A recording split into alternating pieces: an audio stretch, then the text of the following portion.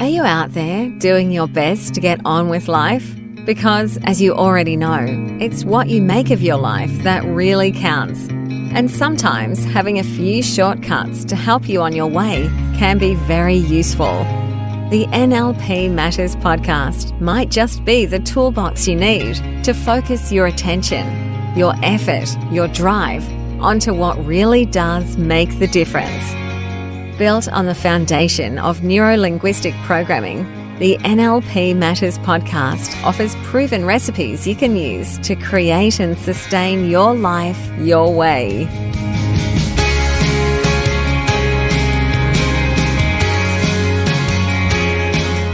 G'day and welcome to the NLP Matters podcast. I'm your host, Jo Clark. In today's episode, we continue to build on the theme of NLP tools that you can use to build your successful life. And as we move on from the 5 success principles, the focus goes back to defining our outcome. So the first principle in the 5 success principles. So let's begin by looking at the keys to an achievable outcome, which is another really cool NLP technique that we can use as we move further along the path of transforming our dreams and goals into reality. One of the most accurate definitions I've heard of NLP is that it's the study and science of modelling human excellence and success. Today, we're using the NLP tools discovered through meticulous observation and study of people who are unstoppable. We study how people achieve great results and we model their strategies so we can do it too. We replicate these strategies and their results to get the results that we want to have. So it makes sense that the discipline of NLP approaches the idea of success from many angles. In episodes 10 through to 15 of these podcasts, we looked at the 5 principles of success from NLP. Just to remind you, they are, first of all, knowing your outcome. Second one was taking action, and specifically taking targeted action that gets us closer to our goal. Then sensory acuity, so we know if we're on track or off track. And behavioural flexibility to make changes in what we're doing if we need to, or to do more of the same if what we're doing is getting us to where we want to go. And ultimately, the physiology and psychology of excellence. And with NLP, we get lots of tools that we can use when it comes to really making sure we have clear goals that give us a real focus on what we're aiming for. So today we're going to be looking at one of these NLP tools called the keys to an achievable outcome. This model really digs very deeply into the first principle of success, knowing your outcome. And this is because it is so critical to our success that our dream, outcome or goal is really clearly defined and structured in a specific way to maximise our success. Ideally, we get into the keys to an achievable outcome. We start to use this tool when we've already written out our goal. Then we review the goal using this model. It's a kind of like a test to really confirm that we've captured the goal exactly as we want it to be. And that's why it's so important that we write it down, because we want to make sure we've really captured it and that it really is achievable. Applying this step is how we transform our vision into reality, which is why it really is important to write it down. I can't say that often enough. When we use the keys to an achievable outcome to examine our goal, it means that we can be certain that our outcome is absolutely aligned at both our conscious and unconscious levels of thinking, which means we really can become unstoppable. So, what exactly are these keys to an achievable outcome? I'll go quickly through them before we look at how they work in more detail. So the first key is to have our goal stated in the positive. Now, what that means is we're going to ask ourselves, what specifically do I want?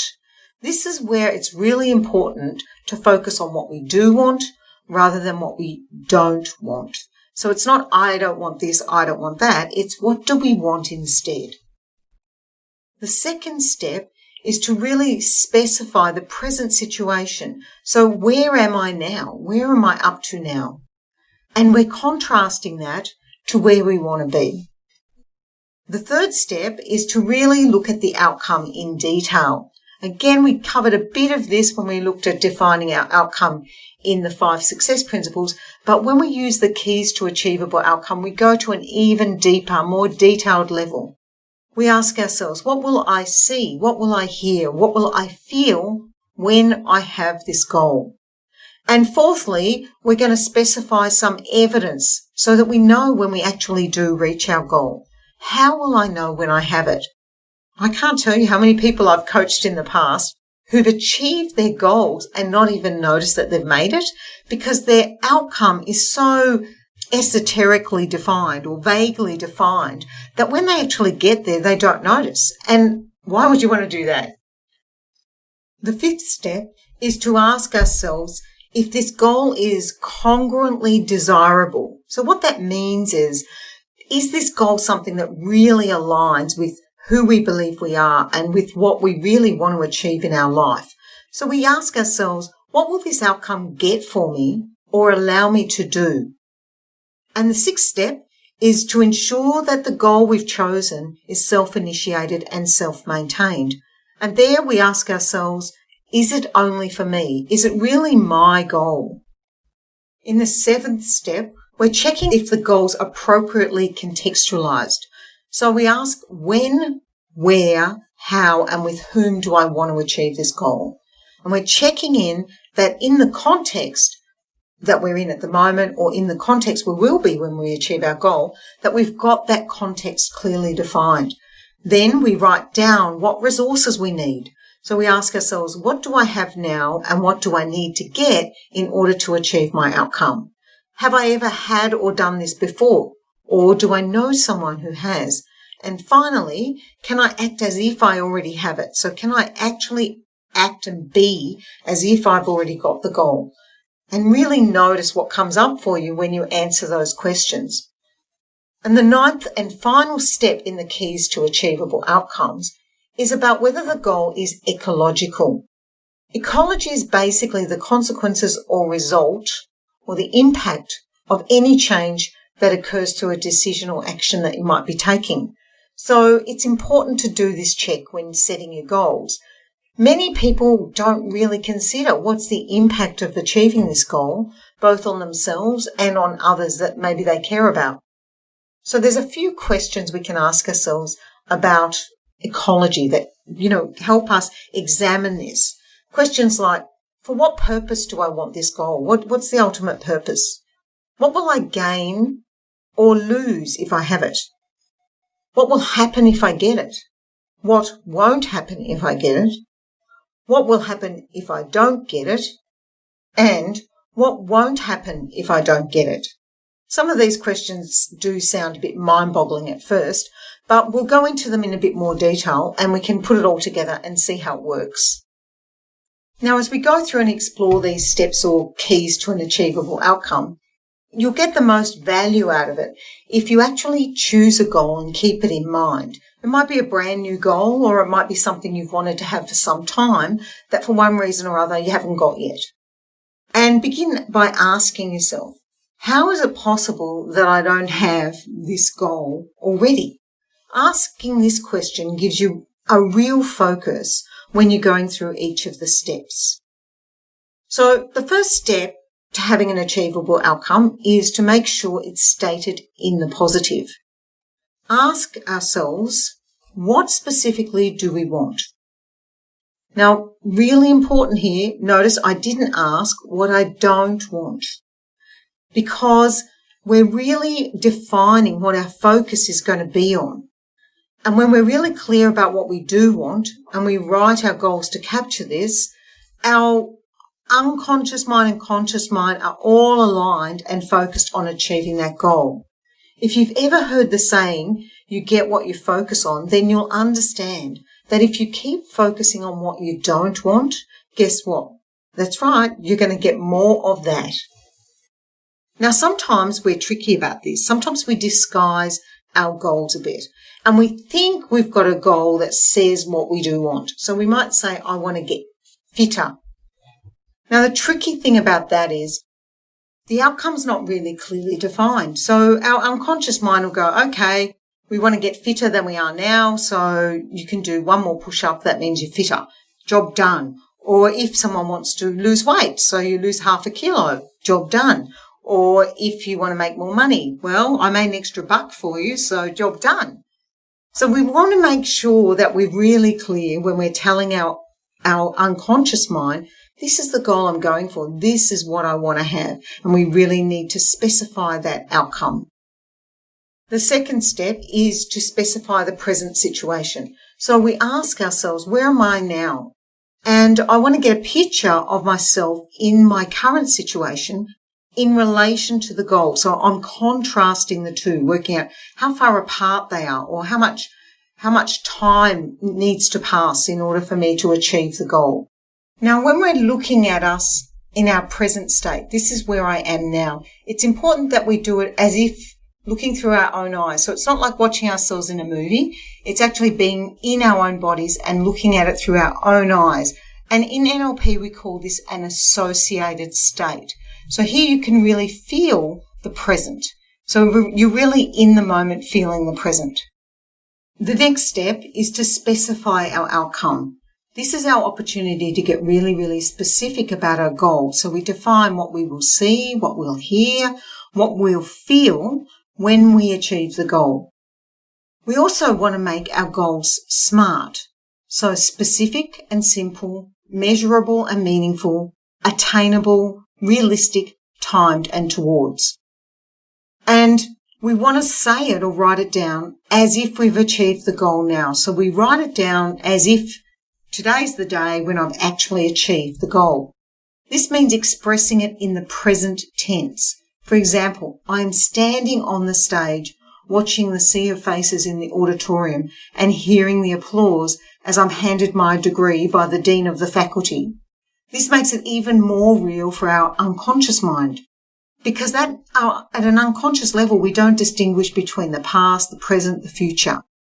This step makes the goal very immediate and real, contrasting sharply with where we are now. So make your description really, really specific and compelling so that you're attracted to it and you get your unconscious mind on board saying, I want that. Next, we're going to specify the evidence procedure. In other words, how will I know when I've achieved it? If it's a business goal, then it probably involves an amount of money. If it's a fitness goal, it might include number of sessions or runs or swims or bike rides or speed of those things, whatever it is. Get really, really clear what it is that would tell you, I've done it. Now ask, is it congruently desirable?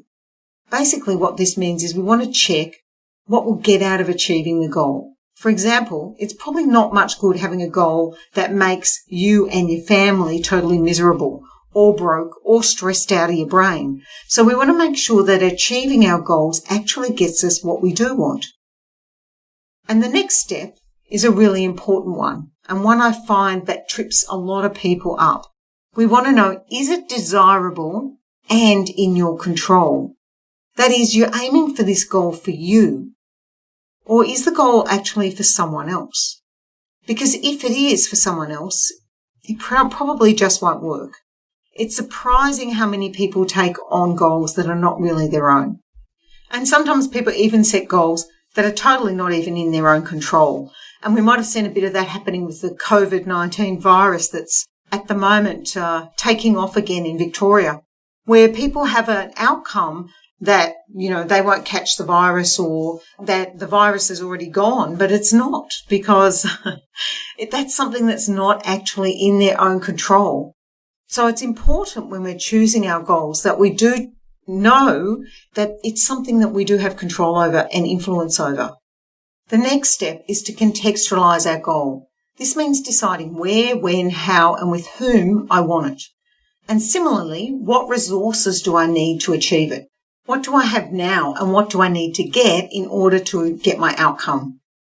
These questions continue the process of convincing us that this goal is a real thing It can exist in the real world, and we do have the capabilities to be able to achieve it. And we'll continue asking even more questions. So, have I ever had or done this before? Do I know anyone who has? And can I act as if I already have it? Can I take on and act as if I've already achieved this goal? What would I look like? Who would I be having achieved this goal? And finally, we have to look at the goal from an ecological standpoint. Is it ecological? In NLP, we use some powerful questions as a way to explore the ecology of a goal, looking at it from all different angles. Why do I want this goal? What is the ultimate purpose of it? What will it give me? And what will it cost me when I have it? Is it good for me? Is it good for others? Is it good for the greater good? What will happen if I get it? What won't happen if I get it? What will happen if I don't get it? And what won't happen if I don't get it? Together, these questions enable us to confront aspects of our goal that maybe we wouldn't have considered otherwise. As we can see, the keys to an achievable outcome really bring the first principle from the 5 success principles, knowing your outcome, to life. And because this approach is modelled directly from years of research on how successful people consistently achieve their goals, it means that we too can really turbocharge our results.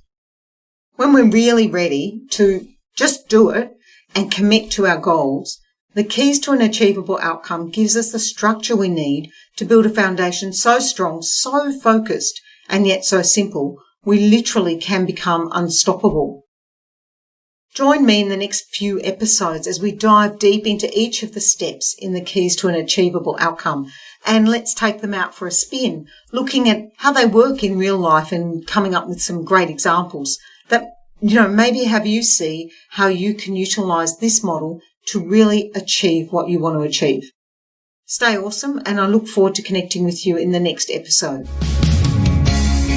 Wow, thanks for showing up and listening in. We would love to hear from you. Send your thoughts, ideas, or questions via email to joanne@destinypursuit.com.au. Now it's time to take today's recipe out into your own life.